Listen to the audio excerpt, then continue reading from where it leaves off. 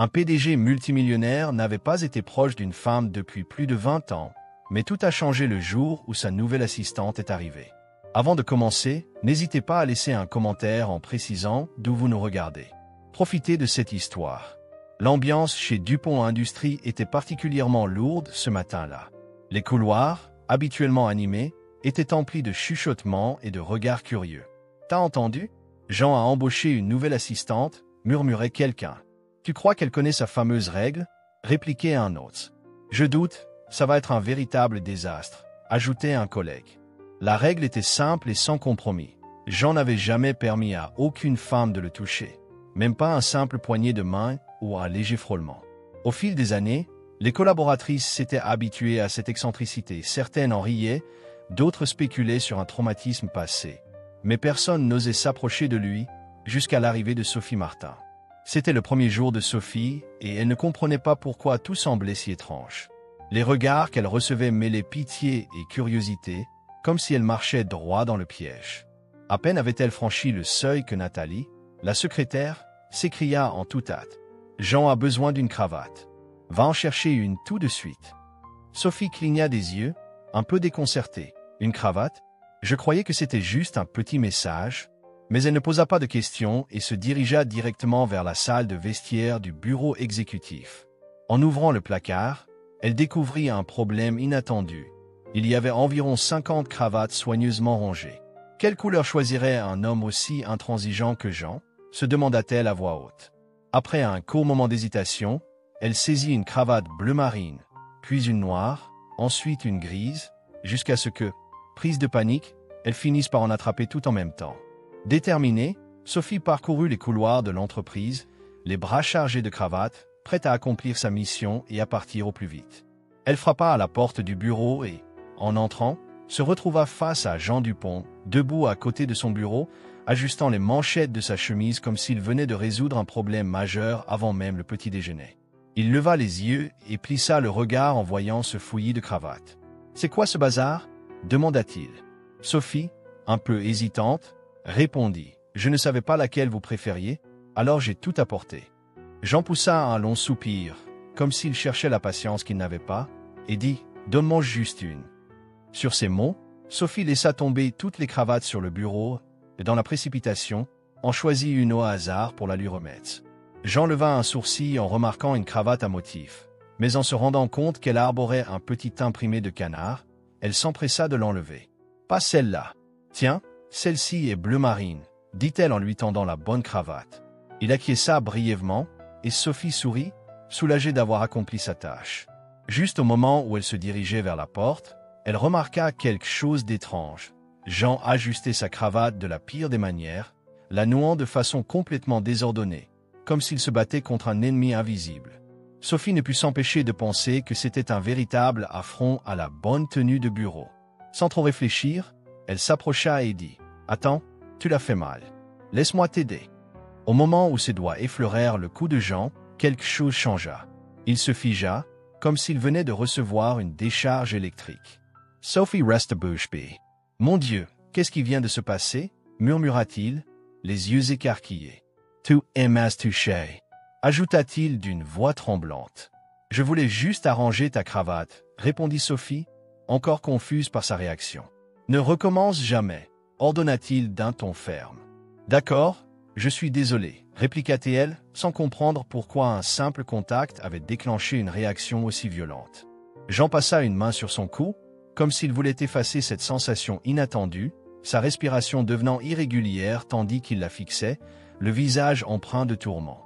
« Tu ne comprends pas » murmura-t-il. « Alors aide-moi à comprendre » rétorqua Sophie en croisant les bras. « Je ne peux pas être touché » insista-t-il. « Comment ça? Tu ne peux pas. Tu vas exploser ou te transformer en crapaud. » Plaisanta-t-elle, mais il resta sérieux et désespéré. Finalement, après un long silence, il dit simplement « Ne me touche plus jamais. » Sophie hésita, envahie par un mélange de culpabilité et de confusion. Elle n'avait jamais imaginé qu'un geste si anodin pouvait provoquer une telle réaction. En observant le visage troublé de Jean, elle distingua, derrière la colère et la peur, une vulnérabilité sincère. « D'accord, je ne te toucherai plus » promit-elle doucement. Les épaules de Jean se détendirent un peu, même si son expression restait tendue. « Tu peux y aller » dit-il. Sophie, levant légèrement les yeux au ciel, murmura « Ok, patron ». Pas de contact, et quitta la pièce sans se douter de l'impact de ce simple geste. Une fois la porte refermée, Jean resta quelques instants immobile, sa main toujours suspendue là où il avait ressenti le contact de Sophie. Son cœur battait la chamade, une sensation qu'il n'avait pas éprouvée depuis des décennies. Quelque chose dans ce toucher, à la fois interdit et électrisant, avait bouleversé son monde minutieusement organisé. Tout le bureau semblait retenir son souffle, tandis que les employés échangeaient des regards intrigués et que Sophie s'éloignait, le visage légèrement rosé, ignorant tout de ce qui venait de se passer. De retour à son bureau, Sophie tenta de se concentrer en se massant les tempes. Sa première journée tournait déjà au chaos. C'est alors que Pierre, le chef du département financier, s'approcha avec sa tasse de café habituelle. « Alors, tu as survécu à la rencontre ?» lança-t-il avec un sourire. Sophie plissa les yeux. « Survivre? Qu'est-ce que tu veux dire ?» Pierre, s'appuyant sur le bureau, répondit « Tu sais que personne ne touche à Jean. Il a cette règle stricte, aucune femme ne doit le toucher. » Les yeux de Sophie s'écarquillèrent. « Vraiment? Il n'aime vraiment aucun contact ?» expliqua-t-elle. « Exactement. Techniquement, oui, tu l'as touché, mais c'était juste pour arranger sa cravate. » « Il n'y est pas habitué, » répliqua Pierre. La remarque fit sourire Sophie, tout en la laissant intriguée, alors qu'elle s'éloignait en réfléchissant à la puissance d'un simple contact qui pouvait briser 20 ans d'habitude. Pendant ce temps, dans le bureau de Jean, il était visiblement secoué. Il n'arrivait pas à se concentrer sur son travail. Graphiques, tableaux et prévisions se mélangeaient dans son esprit, tout à cause de ce unique toucher. Il passa ses doigts sur l'encolure de sa chemise, soigneusement repassée, essayant de retrouver la normalité qu'il avait patiemment construite au fil des années. La dernière fois que quelqu'un l'avait touché ainsi remontait à des décennies, et le résultat n'avait pas été concluant. Depuis, il avait juré de ne plus jamais permettre qu'une femme le touche. Mais, d'une certaine manière, Sophie était différente. En se regardant dans la vitre donnant sur la ville, il se rendit compte que, pour la première fois depuis longtemps, il ne se reconnaissait plus. Était-ce une exception, une simple coïncidence? Il devait le tester. Quelques heures plus tard, alors que Sophie révisait un rapport, la secrétaire l'appela au bureau de Jean. « Jean veut te voir.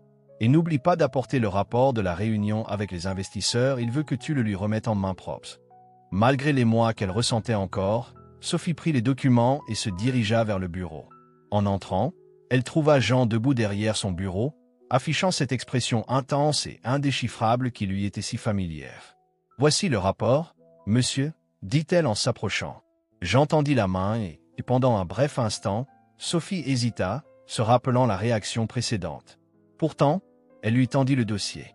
Dès que leurs doigts se frôlèrent à nouveau, le corps de Jean se contracta imperceptiblement, une décharge brève mais puissante qui fit battre son cœur plus fort. Nerveux, il saisit les papiers précipitamment, faisant tomber une feuille au sol. « Bon sang » murmura-t-il. Sophie se pencha immédiatement pour la ramasser, et en se relevant, leurs fronts se touchèrent légèrement, créant un silence gênant. Elle étouffa un rire en disant « Si c'était un test de réflexe, tu l'aurais réussi. » Jean avala sa salive, rassembla les documents éparpillés et déclara « Ce n'était pas un test. » Sophie, les bras croisés, plaisanta. S'en mêler les têtes n'est vraiment pas une bonne méthode de travail. Sans autre discussion, Jean retourna à son bureau, faisant comme si rien ne s'était passé. Plus tard, en passant près de l'espace de travail de Sophie, Jean demanda d'une voix basse « Ça va? Tu as l'air différente aujourd'hui. » Elle, avec assurance, répondit « Oui, ça va. » Mais ses yeux trahissaient ses émotions. Quelques instants plus tard, il regagna son bureau, tentant d'ignorer cette attirance inexplicable qui s'était emparée de lui. Pourtant, à chaque fois qu'il fermait les yeux, le souvenir de ce toucher revenait avec force, impossible à oublier. Les jours suivants, Jean fit tout pour éviter Sophie. Il changeait de trajet dans les couloirs, évitait de croiser son regard et modifiait même sa routine pour ne pas la rencontrer. Mais, malgré tous ses efforts, elle apparaissait toujours dans l'ascenseur, à la cafétéria, ou même dans la salle de repos. Chaque fois que leurs regards se croisaient, cette sensation interdite refaisait surface, réveillant des sentiments qu'il avait soigneusement refoulés pendant 20 ans. Un après-midi, après une réunion particulièrement éprouvante, Jean appela Sophie dans son bureau. Lorsqu'elle entra, elle semblait étonnamment détendue, comme si rien d'extraordinaire ne s'était passé. « Parle-moi », dit-il d'une voix tendue. « Dorénavant, nos échanges seront purement professionnels. Pas de discussions inutiles, pas de blagues. » Sophie haussa un sourcil et répliqua. « Vraiment? Je croyais que c'était déjà évident. » Jean fronça les sourcils. « Et arrête de me fixer comme ça tout le temps. » Avec un sourire malicieux, elle répondit. « C'est juste une coïncidence si, chaque fois que je lève les yeux, tu es déjà en train de me regarder. » Il essaya de protester, mais les mots lui manquèrent. « Si tu ne ressens rien, alors il n'y a aucune raison d'être mal à l'aise, » continua-t-elle en s'approchant. Le cœur de Jean se mit à battre la chamade, et presque sans réfléchir, il murmura. « Tu voudrais dîner avec moi ce soir ?» Sophie s'arrêta, surprise. « Dîner » ajouta-t-il rapidement. « C'est un dîner d'affaires, bien sûr. » Elle le regarda, un peu incrédule. « J'ai toujours pensé que tu étais d'une rigueur extrême et très professionnelle. » Après un long silence, il acquiesça. « Je me disais que tu ne refuserais pas. » Finalement, Sophie accepta. Et ce même soir, à 7 heures, elle se prépara pour le rendez-vous. Ce soir-là, Sophie était éblouissante. Son look décontracté du bureau laissait place à une élégante robe noire qui mettait en valeur ses courbes, et ses cheveux, habituellement relevés en chignon, cascadaient en douces ondulations. Quand Jean arriva, impeccable dans son smoking noir, il s'arrêta un instant, visiblement surpris. « Quelque chose ne va pas ?» demanda Sophie, remarquant sa brève hésitation. Il reprit rapidement contenance. Sans un mot de plus, ils partirent ensemble. Quelques minutes plus tard, ils arrivèrent dans une salle de réception luxueuse, éclairée par de brillants lustres, avec une musique classique discrète en fond et des serveurs offrant du champagne. En entrant, Sophie remarqua que de nombreux regards se tournaient vers Jean. « On dirait que tu fais tourner les têtes », commenta-t-elle. « Je ne dirais pas exactement « faire tourner les têtes », répliqua-t-il. « Mais tu es le mystérieux patron qui ne laisse personne s'approcher. Je parie que la moitié des gens se demandent comment tu as réussi à avoir un rendez-vous. » Il soupira. « Fais attention à tes mots. » Sophie éclata de rire. Sans un peu de provocation, où serait le fun? Peu après, plusieurs invités vinrent saluer Jean, qui resta fidèle à sa politesse habituelle. Cependant, Sophie remarqua l'arrivée d'une femme blonde, vêtue d'une robe rouge, qui s'avançait vers eux avec un sourire calculé. « Jean » dit-elle d'un ton froid et familier. Il hocha légèrement la tête. « Isabelle » se présenta-t-elle. Immédiatement, Sophie ressentit un frisson. Isabelle Laurent était l'ex qui avait brisé le cœur de Jean il y a des années. « Je n'arrive pas à croire que tu sois ici avec une accompagnatrice », lança Isabelle en observant Sophie d'un air soupçonneux.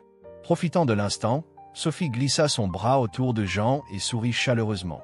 Jean est un véritable gentleman. Il ne laisserait jamais personne seul. Jean se raidit, et Isabelle, forçant un sourire, murmura. « Vraiment ?» Sophie ajouta. « J'ai toujours cru que tu étais réservé, mais peut-être attendais-tu quelqu'un pour faire tomber tes barrières. » Isabelle resta silencieuse quelques instants, puis s'éloigna sans un mot. Jean poussa un profond soupir. Ça n'était pas nécessaire.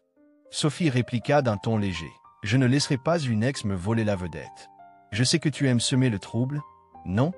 Il l'observa quelques secondes, perdu dans des pensées confuses et une attirance qu'il ne pouvait nier. Lorsque l'événement prit fin, Sophie était épuisée. Elle se laissa tomber dans la voiture de Jean, soupirant longuement après une journée si intense. Pendant que Jean conduisait en silence, perdu dans ses sentiments contradictoires, ils arrivèrent devant l'immeuble de Sophie. « Merci de m'avoir ramené », dit-elle. Lui se contenta d'un bref « bonne nuit » avant de la voir disparaître, un léger sourire apparaissant furtivement sur ses lèvres. Les jours suivants, Jean ne pouvait plus se sortir Sophie de la tête. Il essayait de se concentrer sur le travail, mais chaque rire qu'elle laissait échapper, chaque geste de sa part, réveillait ce souvenir interdit. Qu'il s'agisse d'une pause café ou d'une rencontre fortuite dans les couloirs, Sophie était partout, et chaque fois que leurs regards se croisaient, le souvenir de se toucher revenait, ravivant des émotions qu'il avait longtemps refoulées. Un après-midi, en sortant du bureau, Jean se retrouva soudainement face à Sophie, qui l'attendait près de sa voiture. « Jean, qu'est-ce qui se passe? Pourquoi tu t'éloignes de moi ?» demanda-t-elle avec fermeté, mais aussi avec tendresse. Il hésita, incapable de trouver les mots. « Je ne sais pas de quoi tu parles, » balbutia-t-il. « Alors pourquoi agis-tu comme si j'étais une menace ?» insista Sophie en s'approchant, le regard perçant. « Tu as peur de moi ?» demanda-t-elle doucement. Il tenta de rire, mais la tension était palpable. Non, c'est juste que je ne sais pas comment gérer tout ça. Dans un élan sincère, il déclara soudain « Je t'aime, Sophie ». Ces mots restèrent suspendus dans l'air, chargés de vulnérabilité. Sophie, surprise, répondit avec un sourire nerveux. « Tu dis ça maintenant ?»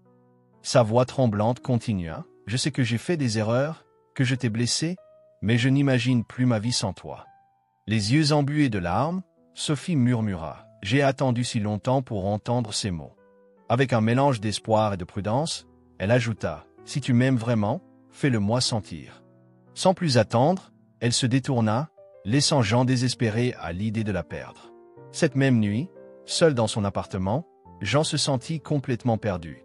Déterminé à réparer ses erreurs, il se rendit au bureau le lendemain matin, malgré les murmures et les regards curieux dans les couloirs. Arrivé devant le bureau de Sophie, dans un geste qui laissa tout le monde sans voix, il fit irruption, cette fois avec son costume froissé, pieds nus et tenant un énorme bouquet de fleurs, et se mit à genoux devant elle. « Sophie, j'ai été un idiot. J'ai fui parce que j'avais peur de ce que je ressentais, mais je ne veux plus fuir. Je ne peux pas imaginer ma vie sans toi, déclara-t-il d'une voix pleine de sincérité. Ses mains tremblantes ouvrirent une petite boîte révélant une bague étincelante. « Veux-tu m'épouser et accepter mes défauts ?» demanda-t-il. Un silence s'installa, puis, entre des larmes et un rire incrédule, Sophie répondit « Oui, bien sûr. » Jean laissa échapper un rire de soulagement, glissa la bague à son doigt et l'embrassa là, devant tout le monde. Dans les mois qui suivirent, Sophie avait encore du mal à croire à la réalité de tout cela. Debout devant le miroir, vêtue d'une magnifique robe de mariée, elle peinait à imaginer qu'elle allait bientôt devenir l'épouse de Jean Dupont. Si quelqu'un lui avait dit cela il y a quelques mois, elle aurait sûrement ri. Mais à présent, en se regardant, tout semblait parfaitement en place. En sortant pour commencer sa journée, Éric passa en toute décontraction. Prête? Et elle sourit en hochant la tête. Pendant ce temps, Jean se tenait à l'hôtel, nerveux comme jamais. Mais dès qu'il vit Sophie traverser l'allée, tous ses doutes disparurent.